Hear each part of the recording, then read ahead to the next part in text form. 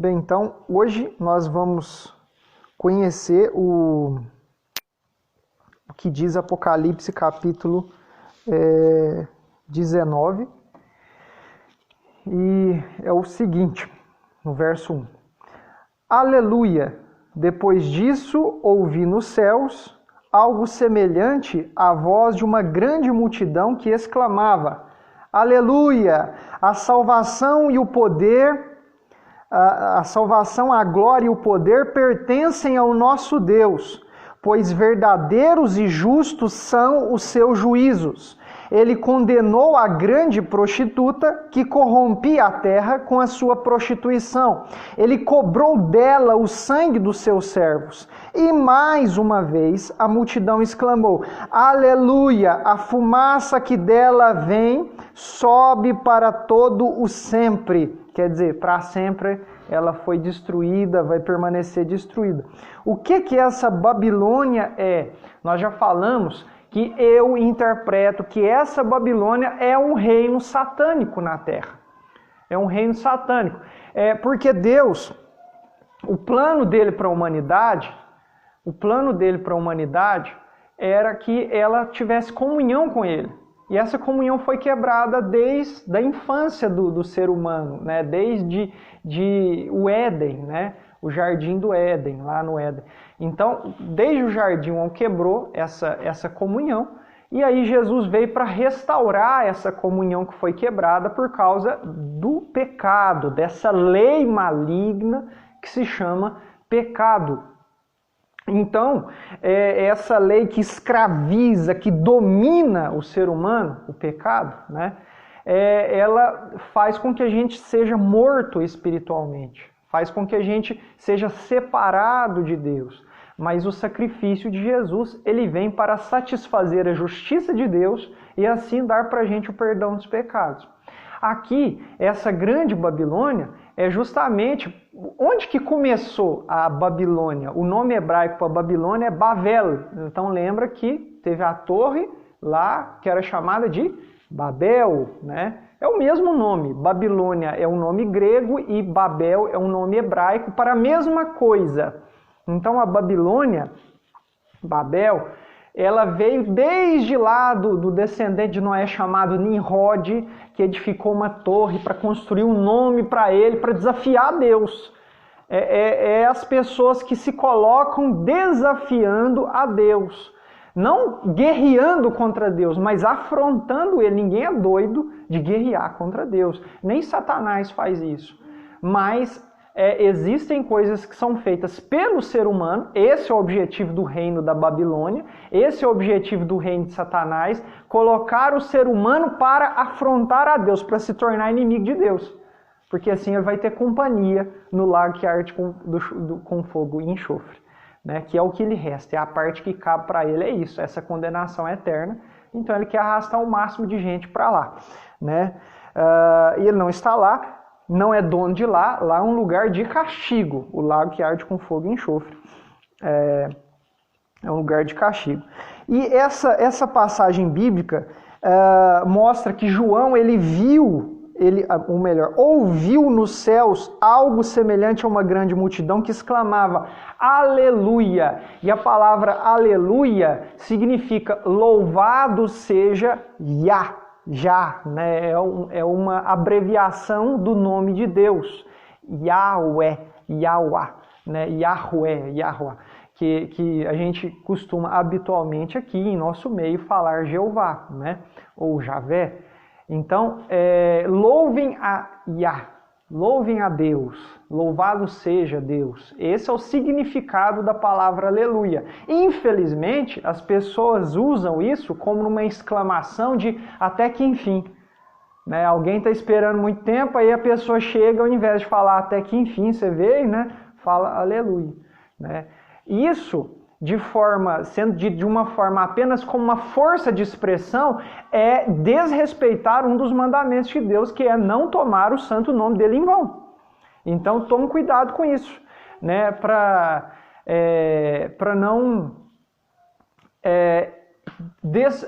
não profanar o nome de Deus com expressões populares, né? Então, é interessante a gente prestar atenção nisso. Isso é uma aplicação prática para esse entendimento, tá? Não desrespeite o nome de Deus, falando, ai meu Deus, assim como se fosse uma força de expressão, né? Ou falando aleluia simplesmente quando quer falar até que enfim, né? Uma coisa não tem nada a ver com a outra. Então, que a gente louve a Deus conscientemente. Aleluia! Louvado seja Deus. Esse é o significado dessa palavra. Então, que você e eu venhamos a olhar para a palavra aleluia de uma forma aperfeiçoada agora, né? Então, essa multidão no céu, ela está dizendo aleluia, a salvação, a glória e o poder pertencem ao nosso Deus, pois verdadeiro e justo são os seus juízos. Ele condenou a grande prostituta, corrompia a terra com a sua prostituição e celebrou dela o sangue de seus servos. Essa voz está vindo do céu. Então, nós vamos identificar aqui o que está acontecendo com judeus e gentios crentes em Jesus, tá? Essa voz veio do céu. Isso aqui é uma informação importante que mais adiante nós vamos falar disso. E aqui está dizendo que Deus cobrou dessa grande Babilônia, como eu disse, penso eu que é o reino satânico, né? Cobrou dela o sangue dos justos. Todas as pessoas que já mataram, por exemplo, Hitler é um exemplo de pessoa que estava... eu enxergo um exemplo de pessoa, a gente vê, ele matou judeu. Irmão, isso é só a ponta do iceberg, uma coisa muito grave que ele fez. Mas existia muita coisa atrás das cortinas que talvez você e eu não saibamos e nem vamos saber. Uma coisa que eu sei é que ele era um ocultista, ou seja, ele praticava magias, rituais, cerimoniais, ele praticava essas coisas. E isso, existem registros fidedignos de que ele fazia isso. E ele matar parte do povo de Deus, matar parte dos judeus, e não foi só judeu, tá? Alguns cristãos também foram mortos, mais especificamente as testemunhas de Jeová, né, foram mortos na época de Hitler, com um diferencial. Eu acho até interessante o testemunho dessa denominação religiosa nessa época. O judeu, ele nasceu judeu, ele não tinha escolha, ele tinha que receber uma estrelinha amarela no peito e tinha que ir para o campo de concentração. Agora, a testemunha de Jeová era um triângulo roxo de cabeça para baixo que ele recebia, ele ia para o campo de concentração, mas ele poderia negar a fé dele. E se ele negasse a fé, então ele não iria para lá. Mas eles não negavam, né? Não tem conhecimento de testemunhas de Jeová que negaram a fé. Não a fé na organização das testemunhas, a fé em Cristo, tá? A fé naquilo que se crê, a fé em Jesus Cristo. Então é importante a gente ter consciência de que a justiça de Deus será feita no tempo certo. Deus tem um tempo para tudo. O povo de Israel não ficou lá no Egito por centenas de anos, sei lá, 300 anos, alguma coisa nesse sentido. O povo de Israel não ficou lá por esse tempo? Por centenas de anos? Pois é, mas chegou o tempo certo e Deus levantou Moisés e libertou eles de lá. A justiça de Deus não falhou, ela se cumpriu. E Deus mesmo havia dado essa promessa para Abraão, antepassado de Moisés. Bom, vamos ao verso 3, onde a gente tinha parado aqui, né, e 4. E mais uma vez a multidão exclamou. Então aqui já está dizendo que é uma multidão. Aleluia! A fumaça dela, da grande Babilônia, sobe para todo sempre. A fumaça dela vem e sobe para todo sempre. Os 24 anciãos e os 4 seres viventes prostraram-se e adoraram a Deus que estava sentado no trono. E exclamaram, amém. Então, amém, aleluia. Quer dizer, eles também louvaram a Deus. Amém, aleluia. Amém significa que assim seja, que seja feito assim. E aleluia, louvado seja Deus. Verso 5. Então veio do trono uma voz conclamando. Veja, essa voz veio do trono. Por que veio do trono? Lembra quais são os seres celestiais que carregam o trono de Deus? Quem lembra aí quais são Vou dar uma dica, o nome em hebraico de um desses seres, né, um só, é Queruv. Querubim. Querubim é o nome, para quem não sabe, é o nome plural, tá? Por exemplo, Saraf, serafim. Queruf, querubim. Né? Então, o plural é o in, geralmente é in.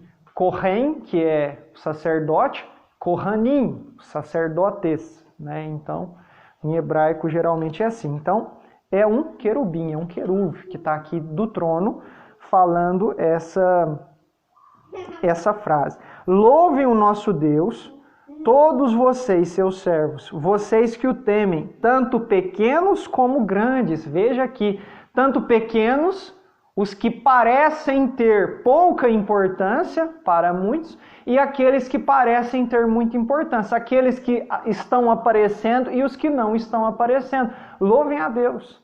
Todos nós devemos louvar a Deus. Louvar a Deus não é papel só daquela pessoa que está cantando lá na frente de uma multidão, numa casa de oração gigantesca, cheia de equipamentos sonoros. Louvar a Deus nós que somos também pequenos, que não estamos talvez sendo uma posição tão relevante diante das pessoas, mas devemos louvá-lo. E não existe tempo certo para louvar a Deus, devemos louvar Ele sempre, porque Ele é bom sempre. Então, continuando o verso 6, então ouvi algo semelhante ao som de uma grande multidão, como o estrondo de muitas águas e fortes trovões, que bradava: Aleluia! Pois reina o Senhor, o nosso Deus, o Todo-Poderoso. Regozijemo-nos, vamos alegrar-nos e dar-lhe glória, pois chegou a hora do casamento do Cordeiro e da sua noiva, e a sua noiva já se aprontou. Para vestir-se foi-lhe dado linho fino, brilhante e puro. E aí vem a dica do que é esse linho fino. O linho fino são os atos justos dos santos. Santo, na Bíblia, é aqueles que servem a Deus. Ao contrário do que o catolicismo romano vai colocar, que é a pessoa que foi canonizada lá pela religião católica apostólica romana. Mas o que é uma mentira, porque o ser humano não tem poder de declarar ninguém santo. Quem faz isso é Deus. E Deus chama de santo aqueles que a Ele obedecem. Então, o linho fino são os atos justos. Os nossos atos de justiça, e justiça não é fazer cumprir uma lei humana. Justiça é a gente fazer o que é certo de acordo com a palavra de Deus. Tem muita gente que é ímpio, mas que faz justiça humana. Vou te dar um exemplo. Um exemplo muito simples. Muito simples mesmo. Imagina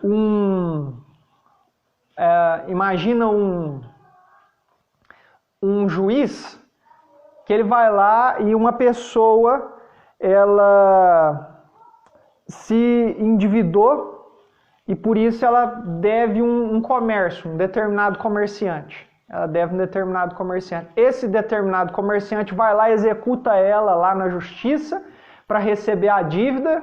E aquela pessoa não está tendo nem onde morar direito. Mas aí lá no tribunal, lá, o juiz decreta que a pessoa tem tantos dias para pagar a dívida.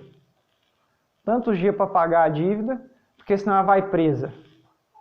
Aí eu pergunto para você, esse juiz ele cumpriu a lei. E cumpriu, mas ele está sendo justo? Não está. Então a justiça humana é totalmente diferente do padrão de justiça bíblico. Justiça, na verdade, o homem, o mundo não é justo, ele é legalista. O que é legalista? Uma pessoa que procura seguir as leis, ela é legalista, ou seja, ela quer fazer o que é legal. E tem muita coisa que é legal, mas é injusta. Tem muita coisa que é legal, está na lei, mas é injusta. Ou seja, é contra a palavra de Deus. Vocês sabiam que o SUS paga cirurgia para quem quer mudar não vai mudar o cromossomo, né? Se é XY, continua XY. Mas quem quer se tornar, né, passar para outro time, mudar, né, vocês entenderam o que eu estou falando, né? Então, quem quer... O SUS paga. Isso é justo? Não é justo. A gente pegar os nossos impostos e pagar. E eu não estou falando só de justiça no sentido, isso é injusto, porque tem muita gente que... Eu estou falando que é contra a palavra de Deus. Contra a natureza que Deus criou. Então, a justiça é obediência à palavra de Deus. E o linho, que é a vestidura da noiva de Cristo, é os atos justos dos santos. Quer dizer, você está embelezando a igreja de Cristo com a sua obediência aos ensinamentos de Cristo.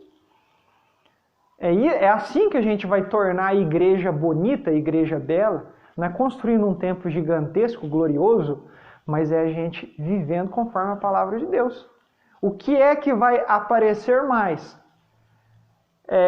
Um templo gigantesco, não sei quantos metros de altura, que às vezes as pessoas constroem baseado não sei o quê, que cabe não sei quantas mil pessoas, e depois aquelas pessoas que entram lá dentro saem e vivem a vida do mesmo jeito? Ou a mesma quantidade de pessoas que caberia daquele templo, mas se reúne em locais diferentes, mas tem uma comunhão, a mesma fé, o mesmo Senhor e a obediência firme à palavra de Deus.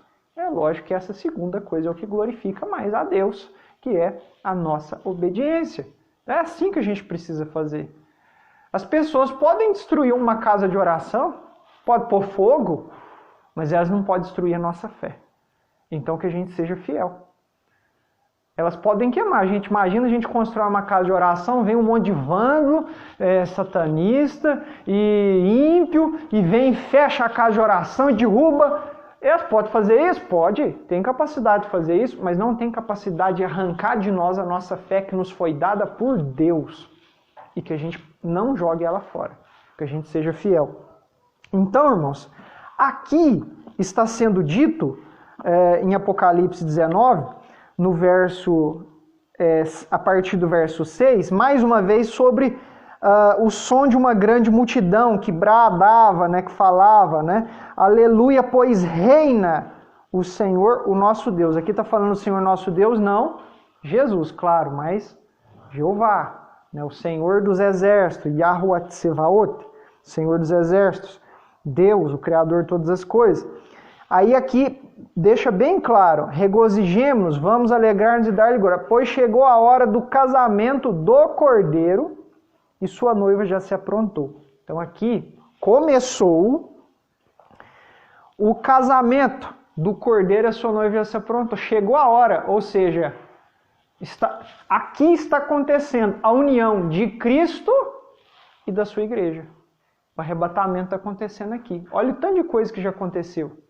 Babilônia sendo destruída, o reino mundano. E agora, lembra o que Jesus pregava? Qual é o nome da mensagem que Jesus pregava? Evangelho, que quer dizer boa notícia, começa com R. Evangelho do reino. Evangelho do reino. O que é o reino? É isso aqui, ó. O reino é Deus governando plena e visivelmente sobre a terra. E ele vai fazer isso neste momento através de um representante. Que representante é esse? O seu Filho, o nosso Messias, Jesus Cristo. Então que a gente viva aguardando por esse dia. E a igreja, judeus e gentios, crentes em Jesus, são considerados a noiva do Cordeiro. Israel, o povo de Deus da primeira aliança, não é a primeira aliança, Deus fez outra aliança já, antes disso, aliança que colocou o arco-íris no céu para falar que nunca mais ia mandar dilúvio, ele fez até com os animais essa aliança, mas a da aliança mosaica, aliança feita lá no Sinai, no Horebe, o monte de Deus, dando os mandamentos. Então, o povo de Deus, a esposa de Jeová, de Deus, é a nação de Israel. A nação de Israel é a esposa de Deus. No sentido figurado, para mostrar a comunhão e o compromisso que Deus tem com esse povo. Agora nós estamos falando de parte desse povo, judeus, ou boa parte deles, a maioria, vamos querer que seja a maioria desse povo, judeus, e os gentios que creem que Jesus é o Messias. São considerados a noiva ou esposa do Messias, de Jesus.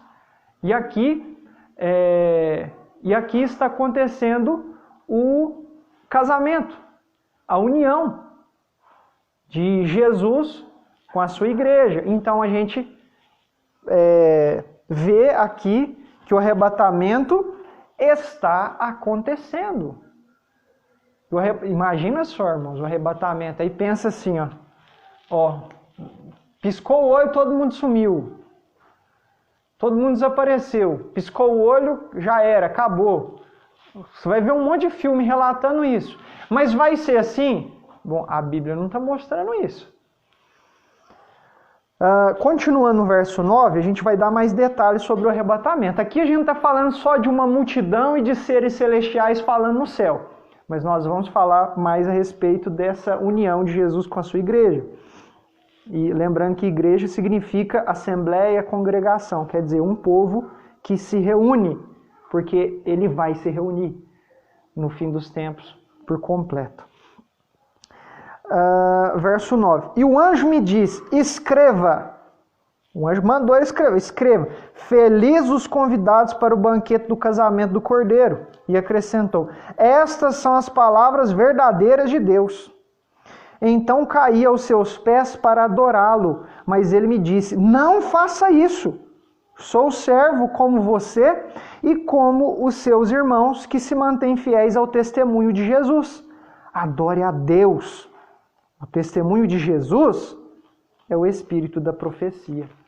Ou seja, a essência, a palavra espírito, ruá, em hebraico, e pneuma, em grego, significa vento, ao mesmo tempo essência, ao mesmo tempo coração, interior. O interior, o testemunho de Jesus é a essência da profecia. Por que isso? Porque o Apocalipse inteiro está falando do testemunho de Jesus. Os profetas falaram dele. E o anjo está falando também. E aí ele foi adorar o anjo, se prostrou diante do anjo. Não, peraí, levanta, eu sou servo igual você, eu sou servo de Deus também. Não faça isso. Assim nós devemos fazer. Se estamos anunciando a mensagem de Deus para alguém e essa pessoa resolve nos exaltar, diga, não, eu sou servo igual você. Fico feliz de você achar que eu tenho uma importância para a sua vida. Porém, dê glória a Deus. Ele é digno de toda honra e toda glória. Verso 11. Alguém aqui gostaria de fazer algum comentário ou pergunta? Fica à vontade. Verso 11. Vi os céus abertos e diante de mim um cavalo branco, cujo cavaleiro se chama Fiel e Verdadeiro. Ele julga e guerreia com justiça, seus olhos são como chamas de fogo e sua cabeça há muitas coroas ou muitas diademas, né? E um nome que só ele conhece e ninguém mais. É interessante a gente falar sobre isso porque muitas coroas, muito diadema, na verdade diadema, que seria a tradução correta, é uma ponta de coroa. Eu não sei se você sabe, mas normalmente cada ponta da coroa é um reino ou uma parte do reino sobre o qual aquele rei governa. Por exemplo, imagine na época que o Brasil foi colônia de Portugal e existia o Reino Unido de Portugal, Brasil e Algarves. Aí eu não sei se era Cabo Verde também, eu sei que como era um Reino Unido, era 3, a coroa do rei teria 3 pontas. Aqui está dizendo que a coroa desse fiel e verdadeiro, que tem os olhos como chama de fogo, tem muitos diademas Por quê? Porque ele vai reinar sobre muitas nações. Ou seja, o reino dele é sobre toda a terra. E aqui a gente vê que Apocalipse é uma explanação ainda maior de tudo que os profetas falaram.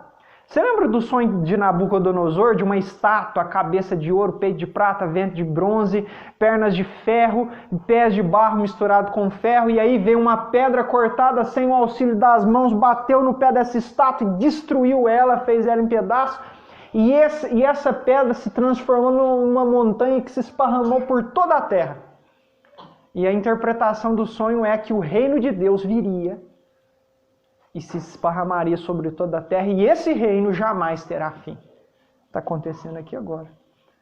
Esse montado um cavalo branco coroado, aí você vai me falar assim, olha, no céu tem cavalo. Quem gosta de cavalo vai falar assim, oba, no céu tem cavalo. Espera aí, mas a gente não vai ficar no céu para sempre. A nossa morada eterna é a nova terra. Né? Então, isso é importante também falar, porque é uma coisa que as pessoas têm. Vou morar no céu, vou morar no céu. Sim, você vai estar no céu temporariamente, mas a nossa morada eterna é uma nova terra. Isso é um detalhe, julgo eu, importante, até mesmo porque as escrituras falam a respeito disso, já nos escritos hebraicos já falam que os justos herdarão a terra e muitas coisas nesse sentido. Mas aí está mostrando que Jesus está vindo aqui para estabelecer o reino de Deus sobre a terra. É isso que você e eu estamos pedindo quando oramos. Venha o teu reino. Como que esse reino virá? Aqui está acontecendo isso. O reino de Deus virá glorioso com o seu Messias, o seu ungido, o rei que ele escolheu. Verso 13, está vestido com um manto tingido de sangue, e o seu nome é Palavra de Deus. Os exércitos do céu o seguiam, vestidos de linho fino, branco e puro, e montados em cavalos brancos. De sua boca sai uma espada afiada, com a qual ferirá as nações. Ele as governará com cetro de ferro. Ele pisa o lagar do vinho do furor da ira do Deus Todo-Poderoso. Em seu manto e em sua coxa está escrito este nome: Rei dos Reis e Senhor dos Senhores. Então, esse alguém aqui não é ninguém mais e ninguém menos que Jesus, o Messias, o nosso Senhor, o Filho do Deus vivo. Por que ele está montado num cavalo branco? Essa informação é importante. Por quê? Porque no céu tem cavalo? Não vejo assim. Mas Deus pode fazer com que as obras dele sejam manifestadas de qualquer forma. Eu me recordo que teve um profeta que foi cercado, não me lembro se era o profeta Elias ou o profeta Eliseu, acho que foi o profeta Eliseu. Foi cercado pelos inimigos, aí o rapaz que servia ele falou assim, nós estamos cercados. Aí ele disse, Deus, que os olhos dele se abram. Os olhos espirituais desse rapaz se abriu e ele viu um monte de carro e carruagem de fogo. Quer dizer, Deus tinha mandado ali carros e carruagens de fogo. É como Deus quis manifestar o poder dele ali naquela ocasião. O fato não é a gente saber se no céu tem ou não cavalos. O fato é saber que cavalos são para um propósito. Hoje em dia para lazer, esporte, né? Hobby. Mas nos escritos bíblicos, todas as vezes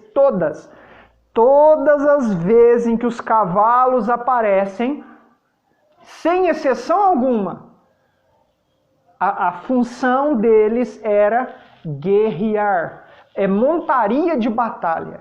A função dos cavalos em toda a Bíblia é montaria de batalha. Então, todas as vezes que você vê cavalo aparecendo, inclusive no Apocalipse, está falando de guerra. Então, Jesus ele vem para quê? Para buscar a igreja? A igreja já estava lá junto com ele no céu. Você está vendo aqui que os exércitos celestiais estão seguindo? Nós estaremos ali com ele. Para quê? Agora nós estamos voltando à terra para guerrear. Guerrear. Jesus, ele vem glorioso dos céus. Ele estará nos céus, a igreja será reunida a ele, e nessa ocasião dessa reunião, do toque da última trombeta, a trombeta será tocada para a batalha. Já disse para vocês que Apocalipse não é um livro cronológico assim, ó. Você começa capítulo 1, depois é o 2, depois é o 3, depois é o 4, tudo está em sequência, não. Nós vimos aquelas cartas às igrejas da Ásia Menor, representando fase da igreja. Nós vimos as aberturas dos 7 selos, que representam decretos de Deus sobre a terra. Então é uma ótica celestial. João contou coisas que ele viu a partir do céu sobre o juízo de Deus sobre a terra. Depois tem o toque das 7 trombetas. E por fim, foram 7 taças da ira de Deus sobre a terra. Tudo são coisas que acontecem paralelamente para culminar na manifestação do reino de Deus, visível do reino de Deus. Então Jesus, ele está vindo dos céus junto com a sua igreja para guerrear. Nós iremos junto com Cristo guerrear. Contra quem? Vamos ver adiante também, né? Mas nos próximos capítulos. Mas vamos continuar aqui. Então a gente já sabe que esse que está montado num cavalo branco não é aquele mesmo cavaleiro do cavalo branco lá de Apocalipse, tá? Que lá está falando sobre guerras, né? Sobre decretos de Deus sobre a humanidade. Esse é o Messias, verso 17. Alguém tem alguma dúvida ou comentário sobre o que a gente já viu aqui? Não? Vi um anjo que estava em pé no sol. Olha que interessante. Vi um anjo que estava em pé no sol e que clamava em alta voz a todas as aves que voavam pelo meio do céu: venham, reúnam-se para o grande banquete de Deus, para comerem a carne de reis, generais e poderosos, carne de cavalos e seus cavaleiros, carne de todos, livres e escravos, pequenos e grandes. Então vi a besta, olha aqui, o anticristo, né? Os reis da terra e os seus exércitos reunidos para guerrearem contra aquele que está montado no cavalo e contra o seu exército. Veja que ainda vai ter gente que vai permanecer batendo o pé contra o Messias, contra o Senhor Jesus e contra os seus servos. Ainda vai ter. Depois de todas as pragas, depois de todos os sinais miraculosos, depois de todos os castigos de Deus, ainda vai ter gente que não vai se converter. Vai ter gente que ainda vai bater o pé e vai falar: não, eu tô certo, eu quero ficar assim, eu vou morrer assim. E vai pro lago que arde com fogo e enxofre assim. Então nós devemos enxergar que milagres, sinais miraculosos não produzem fé. Eles produzem um testemunho. É um testemunho de que Deus está agindo, de que Deus está operando, de que Deus está presente. Sim, sinais miraculosos são um testemunho. No entanto, eles não produzem fé. Você não vê o povo de Israel no deserto? Chovia comida do céu todo dia, com exceção do sábado. E mesmo assim eles ainda blasfemaram contra Deus, falaram que queria comer carne, e der birra no deserto, e reclamar disso e daquilo, e se rebelaram muitas vezes, não confiaram em Deus muitas vezes, mesmo tendo todo dia o sobrenatural diante dos olhos, uma coluna de fogo em cima da tenda da congregação, de noite, uma coluna de nuvem de dia, lá não se afastando ali daquele lugar, só ali que tinha. Uma nuvem se movia e parava para o povo ficar embaixo dela. Mesmo assim o povo se rebelava contra Deus. Então, irmãos, não é de se admirar que aqui o povo, vendo todas as pragas de Deus, os castigos, os juízos se manifestando, vê a vinda do Senhor Jesus e se reúne para lutar contra. Sempre vai ter isso. Enquanto você estiver aqui na terra, você vai procurar servir a Deus e vai ter gente para te afrontar e para desafiar. Vai ter gente para fazer isso. Mas vai chegar o tempo, e esse tempo aqui, do castigo, do juízo. Bom, então vamos prosseguir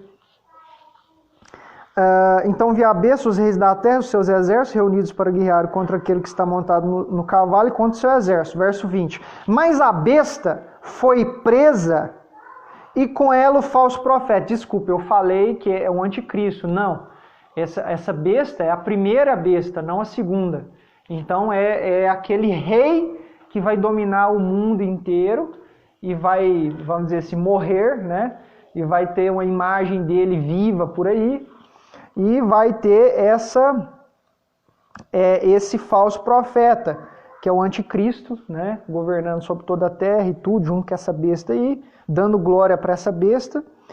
Mas a besta foi presa e com ela o falso profeta que havia realizado os sinais milagrosos em nome dela, com os quais ele havia enganado os que receberam a marca da besta e adoraram a imagem dela. Os dois foram lançados vivos no lago de fogo que arde com enxofre. Os demais foram mortos com a espada que saía da boca daquele que está montado no cavalo. E todas as aves se fartaram com a carne deles. Então quer dizer que nessa guerra, vai ter gente que não vai estar presente nessa guerra? Não vai ter gente que não vai estar presente nessa guerra. Vai sim. Vai ter gente que não vai estar. Aonde estará acontecendo essa guerra? Disse que essa guerra vai acontecer no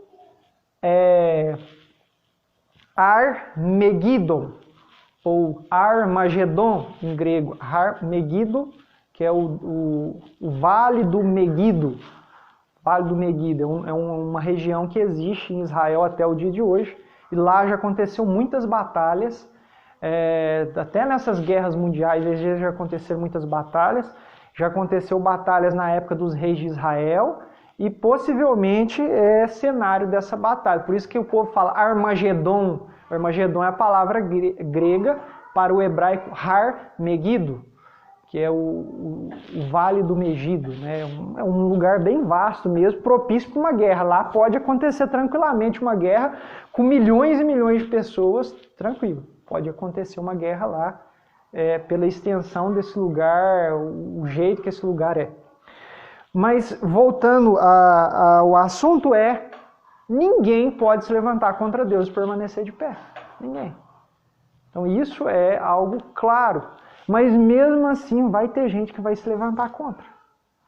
Vai se levantar contra o povo de Deus, contra os enviados de Deus, contra os escolhidos de Deus, especialmente contra o escolhido, Messias, né?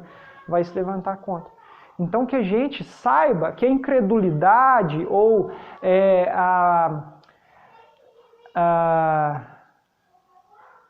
como é que eu posso chamar? A apostasia ou abandono da fé, a blasfêmia, né? Se levantar contra as coisas de Deus, né?